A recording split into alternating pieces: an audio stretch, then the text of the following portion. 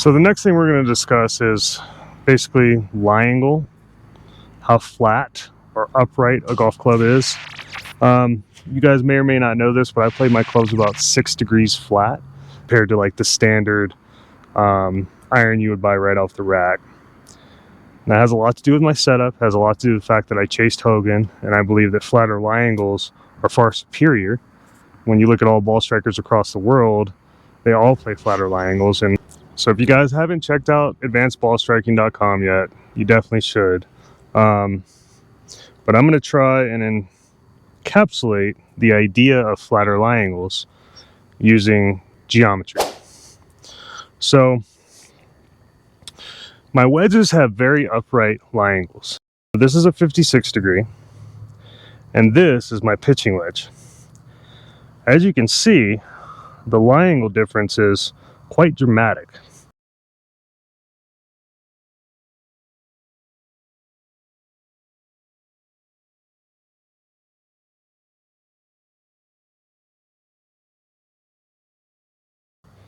I would say it's probably about 5 degrees difference between the two. And the reason for that being is because I want my wedges to go straight. I don't want them to veer left, veer right. I don't want them to do anything other than basically go straight up and down with a tight draw or a tight fade, depending on what pin I'm going at. Now, with the pitching wedge, I go a little flatter, so it gives me a little more creativity. But when we start getting down to our 7 iron here, notice how much flatter I make this 7 iron than I do my 52 degree. I mean, it's pretty insane, right? The difference. So the idea is with the 7 iron, I have a much longer arc, much longer. In fact, it's probably 2 to 3 feet longer than a wedge arc, because a wedge arc is everything's here, we're controlled. But with the 7 iron, I extend my arc out. I get my arms way away from me. I get a lot more turn because I need to hit this 200 yards. You know, this is a par 3 club for me, and it's a long par 4 approach shot club, at least here at elevation. Now, if I'm down at sea level, probably the same things, but it'd be more like a 6 iron, which is also extremely flat. Talk a little bit about why flatter is better. And John Erickson, lag pressure, I mean, his explanation of it is pure genius. I'm sure he learned it from someone, but essentially you have to think about it like closing a door. Is it easier to close a door on this angle, or is it easier to close a door on this angle? In other words, imagine a hinge is attached right here, okay? And you're just going to hinge it on this angle, on this inclined plane, and open and close it. Now, if we're upright, and we're hinging on this angle, essentially what happens is we have a much shorter path through the strike where the club face can be square to our target. So if we're really upright, like so, and we go to come in and there's club face closure, ability for us to square the club face is only going to last for maybe 3 to 6 inches. But if we flatten everything out and we come in, now look how long our club face is square. Much long. So that's basically the geometric visual I want you guys to have. I think visualizing is far easier than trying to explain it, because the only analogy you can really use is closing and opening the door. And one day I got down from this angle and I started realizing when I waggled, because what would happen is my retina would have this path that I could see. Well, I made all my clubs flat and I started waggling them, and I had this really long flat spot. And then I started researching and I realized, you know, ABS taught me this, but I also realized that Mo Norman had flat lie angles, Lee Trevino had flat lie angles, Hogan had flat lie angles. I mean, pretty much everybody that was any kind of really good ball striker, including George Knudsen, who was probably at least 6'1", maybe 6'3", anywhere in there. He had super flat lie angles, and he was a phenomenal ball striker. So I figured, hey, what the heck? Let's give it a shot. And what I noticed, the most important thing I could tell you, is that my divot size completely transformed. And not only the way that the divot, the length of it, but also the consistency of it, right? So when I would hit the ball, it would be a nice long dollar bill size divot, and it wouldn't be these little tiny like scoopy divots where I barely had enough time for the club face to square, so it required a lot more timing. The second thing that's super important about flat lie angles is if I hit it fat, the ball's going to still stay on line. If I hit it thin, it's going to still stay on line because the club face is going to be square much longer past the ball than any other type of club design. So if you're really upright, you're going to have to do some kind of manipulation of your hands to keep the club face square way out here. But if you're flat and you come in and you hit and you strike, look how long you can keep that club face square for. Just biomechanically, it's far superior because, again, we're leveraging the golf club. So just understand that flat lie angles are incredibly important, and nobody really understands that anymore because these club manufacturers basically attach the golf clubs to a machine and they swing on a perfect plane. And the reality is those machines aren't leveraging the golf club like we are. They're just swinging on a plane, and it's timing. Okay, I like to be thorough, so I just want you guys to see it from this angle where essentially with a flattened club, we have a much longer arc, like a longer bottom of the arc, right? And again, that's the door analogy, right?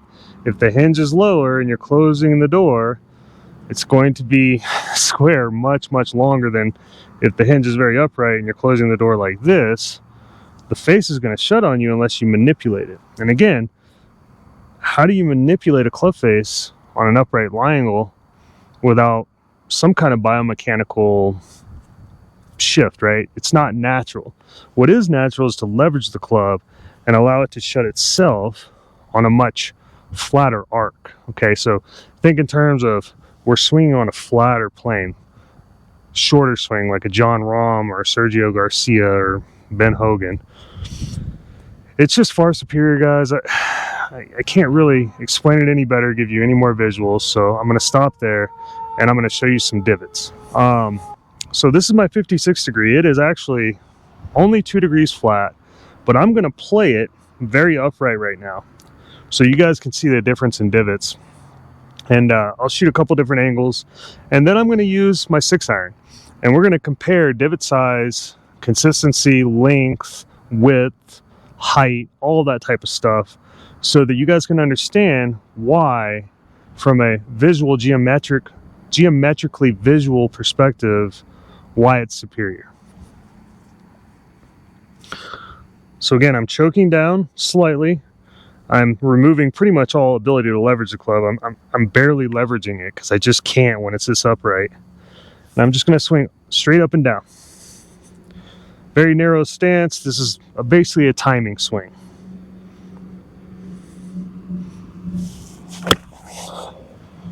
Okay, not a terrible shot, but let's take a look at this divot. So that's the divot right there. And as you can see, it's compared to these divots, these are my actual wedge divots that I was working on earlier, it's night and day.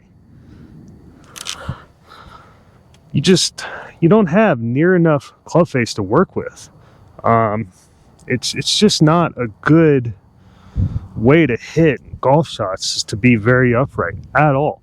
Unless you're all arms. I mean, I guess if you have really short arms, it's a good thing. But the only person I can think of that's a good ball striker that would be in that situation is probably Peter Sr.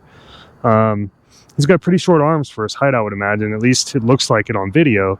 And he seemed to play more upright clubs, but his shallowing method gave him very long divots. So I would assume at some level his clubs were flatter than what they probably wanted him to play.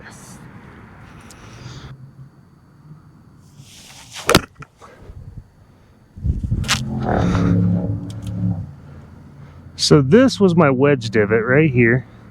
Small. I mean, just the timing alone, it's short. I mean, it's only basically as long as my 7-iron club head. Whereas this is my 7-iron divot. And I want you to see, even though there's like a kind of a side slope I hit off of, the length of it, it's double the length of my wedge divot. And again, these are my actual wedge divots, so they're very long too, which they should be, because wedges, if you've ever seen Trevino hit a wedge, I mean, his are basically beaver pelts. So understand that there's a huge advantage to just length alone. We're not even talking like, so now let's look at the height of them. So if you come down here, you can see like there's just, it's so shallow. It's so easy to hit it thin or fat. I mean, just there's so many things that require timing with. But so as you can see, I could have hit that club anywhere within this realm. I mean, I basically have 5 inches to work with here. And I mean, it's as long as my hand, guys. I mean, this is a fairly long divot compared to this tiny little guy here. I mean, if we put that there, that's the amount of space. It's maybe even triple the length. And then if you look at the depth, much more chance to actually compress the ball into the ground. There's just, I mean, geometrically speaking, you can't deny the superiority of it. Okay, so the final thing, the length of the club matters. You don't want wedges that are crazy flat because they're much shorter in length. So understand, you just want them short enough so that when you leverage the club head matches the ground, maybe slightly toe up because there's a little bit of droop in a wedge, just a little bit, but just slightly toe up so that you hit a very straight ball. And again, you're going to be utilizing a lot more grooves too. When you have a much flatter lie angle, and you tend to capture the ball, compress it off the ground and sling it towards your target, which gives you a lot more control. You know, I don't have spin control issues with flatter clubs. Whereas if I go too upright, sometimes I can rip the ball straight off the green. And if I don't do that, I thin it and it bounces off the back. So again, this is just so important. You guys really need to consider that now that you're leveraging the club, flatter is probably better. All right. Thanks for watching. Please subscribe, ask questions if you have any.